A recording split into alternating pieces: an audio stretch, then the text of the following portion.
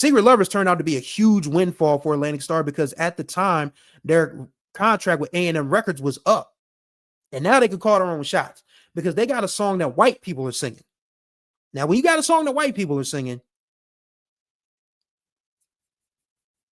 it's all yours. Whatever you want to do.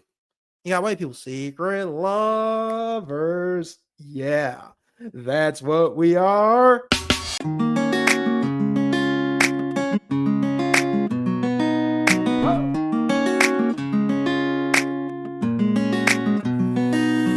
Right on time for another ride on the Groove Line with your host, Chris Stevens. Hopefully you all are doing well out there. Hopefully your Monday's off to a good start. But if not, if you want to ignore your coworkers, if you are just trying to get to lunch, or if you're trying to get to the end of your workday, that's what we're here for. We talk about old school R&B, funk, jazz, disco, hip hop, and the current music if the situation calls for it on this channel. If you're new, be sure to subscribe, tap that notification bell to be notified of all the new videos that drop on this channel. I drop 2-3 days a week, and I'm still working on getting guests on this show. I've had a couple of famous guests, and I appreciate them very much. Shouts out to Keith Kilgo from the Blackbirds and Gene Robinson Jr. and Steve Green from Breakwater. They have done me a tremendous service by agreeing to join this podcast, and I'm grateful for those folks. And there are going to be more guests, so subscribe. That being said, this is another review. We're going to go back to 1985 this time, and we're going to talk about an album that was a pivotal album in the life of a band who had lived several lives. By the time this one dropped in the spring of 1985, we are talking about Atlantic Starr, As the Band Turns. This album came out April 15th, 1985. And why is that album important? Because it is the first album with the new lineup. If you guys are not familiar, Atlantic Starr went through some serious changes in between 1984 and 1985. And the Lewis brothers reformed the group with themselves, Joey Phillips, and Barbara Weathers, who, of course, was 21 years old at the time when she joined Atlantic Starr. So this was a young lady from North Carolina just getting her feet wet in the music industry, and she's doing it with a band that has just had so much drama. Hence the name of the album, As the Band Turns, because one of the more popular soap operas back in the day was As the World Turns. And of course, Atlantic Starr was a huge soap opera in black music and R&B circles at that time with all the changes going on with the group. So As the Band Turns, it's not really anything groundbreaking from a musical standpoint. When you listen to a song like Freakeristic, you got to remember, this is when freaks started to become like not a bad word, because remember, freaks once upon a time meant people were just like incredibly weird, but now freak is used in a totally different way. I mean, some freaks are still considered weird. They are, but then freak has turned to be, it's gone from exclusively being a pejorative to sometimes being a compliment. So you think about it. Freaks Come Out at Night by Houdini. Freak Show on the Dance Floor by Barcades, 1984. So it's only obvious that a group, looking to get back into the good graces of the R&B listener is going to lead with a song called Freakeristic.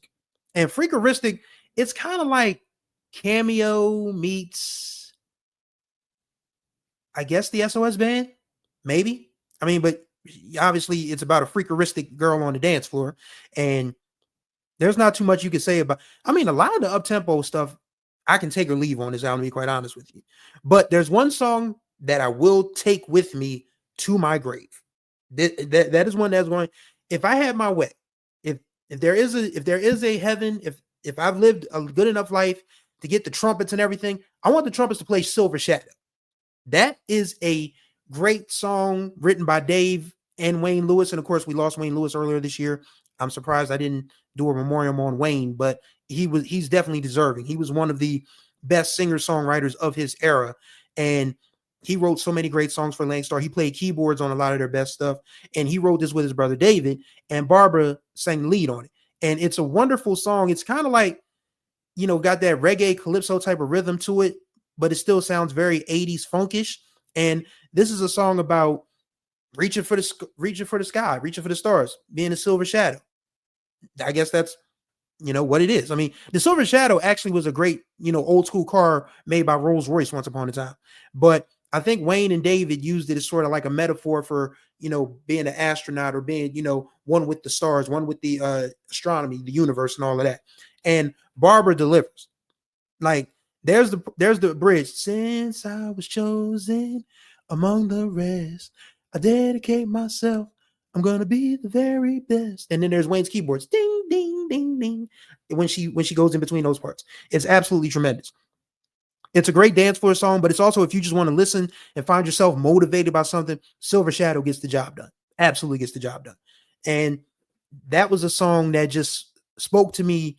It was one of the first songs I remember hearing as a child, but as an adult, I mean, like a 19, 20, 21, 22, 23-year old trying to find his way in the world, figuring out if I'm going to make it in my chosen profession or not. That was one of the songs I leaned on pretty heavy. Absolutely was one of the songs I leaned on very, very heavily. And Silver Shadow isn't my favorite Atlantic Starr song. It's top 5. I may do an Atlantic Starr top 5 at some point in time. Guaranteed. I mean, that's a given. But yes. Other than that, this album is pretty much about the ballads. 2 in particular. There, of course, If Your Heart Isn't In It. This was written by Hamish Stewart, who was a part of the Average White Band.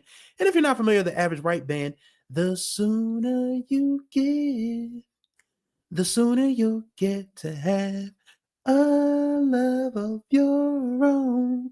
Of course, or you even just want to go pick up the pieces. Shouts out to Tracy Morgan as Hustle Man playing that thing on the kazoo. What you mean it's not hot, Chief? But yeah, that Average White Band. Hamish Stewart wrote "If Your Heart Isn't In It," and Atlantic Starr picked that up, and that's a duet between Wayne and Barbara, who were dating at the time. So there was sort of like this unspoken, chemistry between Wayne and Barbara when they were doing these records together. And If Your Heart Isn't In It is absolutely one of the ones that if you're going to talk about Atlantic Starr and talk about their ballads, that's the one you're going to talk about. But it's not the ballad, obviously. The best part about this song is that it just went grassroots before grassroots went grassroots. It's so funny because that was a song that nobody paid attention to until about a year after Atlantic Starr released his album. And it was The Quiet Storm in DC. I think Melvin Lindsay was still on the air at that particular time. So, of course, Melvin Lindsay, the progenitor, the godfather, the originator of The Quiet Storm, he was in the mix with that. So, the way the story is told by Jonathan Lewis, one of the oldest Lewis brother, he said that they were on tour with Confunction. And it was either I think Louis McCall, God rest his soul, was still the drummer at the time. And the way Jonathan tells it, he said, Lou said, y'all playing Secret Lovers too high up in the set. You need to close with that. Close with Secret Lovers. And before you know it, it becomes one of the biggest songs in the country because everybody had secrets back then. I think people tend to forget that cheating and infidelity and fooling around and shenanigans have been a part of the human experience as long as humans have been around. And it's definitely been a part of music as long as music has been around. So you have a song like Secret Lovers. We talking about, in the middle of making love, we notice the time. We're both getting nervous because it's way after 9.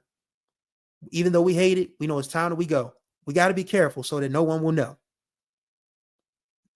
That's some scandalous stuff. I mean, y'all are in the middle of why y'all are here in the first place.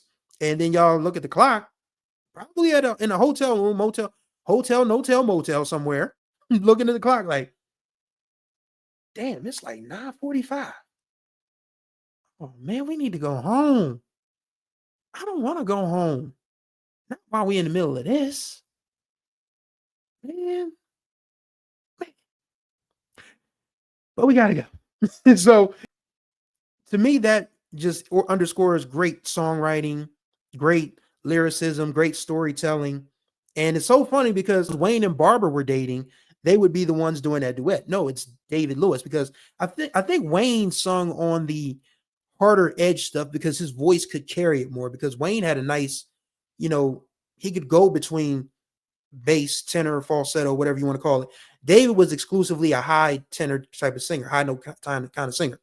So that beat, that little, those little ting, ting, ting, to ting, that just, screams David. Like Wayne's voice was too powerful for Secret Lovers. And not saying David couldn't sing. I'm just saying Wayne's voice was too powerful for Secret Lovers. That is my personal opinion. Let me know what you guys think. And Secret Lovers turned out to be a huge windfall for Atlantic Starr because at the time, their contract with A&M Records was up. And now they could call their own shots because they got a song that white people are singing. Now, when you got a song that white people are singing, it's all yours. Whatever you want to do. You got white people, Secret Lovers. Yeah. That's what we are. Like, yeah, I mean, they love that song. Everybody loved that song because everybody can relate to fooling around. I don't know why, but people can relate to fooling around. That's what made Secret Lovers so wonderful.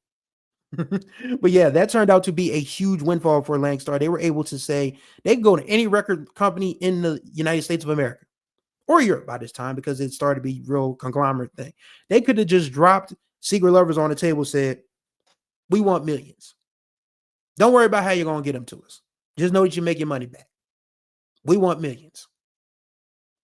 And it's so crazy because it's a song that was literally a throwaway. It is the 8th song on a 9-song album, literally near the end.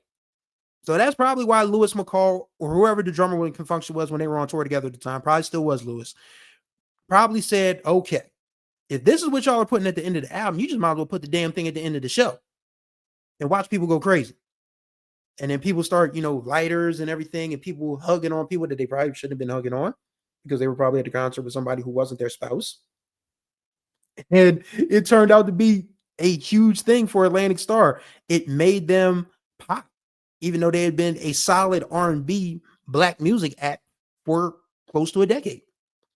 Now that we're getting into 86, second half of 86, beginning of 87, it's like, all right, man, we can call our own shots here. All right, A&M, thank you very much. Herb Alpert, appreciate you. We out the door. They went ahead and signed with, I think it was Atlantic.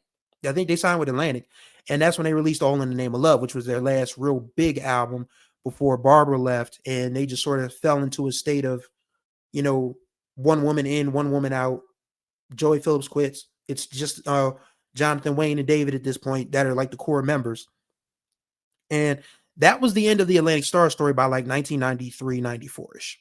But for that moment in time, but as the band turns, even though the album itself isn't anything completely remarkable, they had 2 ballads that black people swear by to this day. They still had Silver Shadow, which was moderately popular, but it was able to say to anybody who thought that they were dead after the original members left. And people were right to think that because Porter Carroll Jr. was very important. I mean, he was the drummer. Bill Sutters played trumpet. Sharon Bryant, oh my God. We don't talk about Sharon Bryant as one of the best singers of her generation enough. We don't. So you lose those folks, and it's like, all right, now, y'all done ran off these core members. Let's see what you got. Who you bringing in? In comes Barbara Weathers. Wayne Lewis does a lot more songwriting and producing. David, who is the leader at this point, is leading. And Atlantic Starr, at least for that 85 to 87, 88-ish run, they couldn't be stopped. They just could not be stopped. And that's why As the Band Turns is such a pivotal album, because it was the album that told the world that, okay, Atlantic Starr is still a thing. You would have thought that after the original, one half of the original crew left, that it was just like deuces. No, they were able to hold on for a little while longer. Sometimes that's all you need, is just a little while longer to make your name. And that's what Atlantic Starr was able to do with As the Band Turns. And that's going to do it for this ride on the Groove Line. Greatly appreciate y'all. As always, contact information will be in the description below. Be sure to like and comment on these videos. What do you think of Atlantic Starr As the Band Turns? Do you have a favorite song that isn't the songs I mentioned? Let me know. So thank you guys for riding with me on the Groove Line. And until the next time we ride, enjoy your week. May you find the groove, or may the groove find you.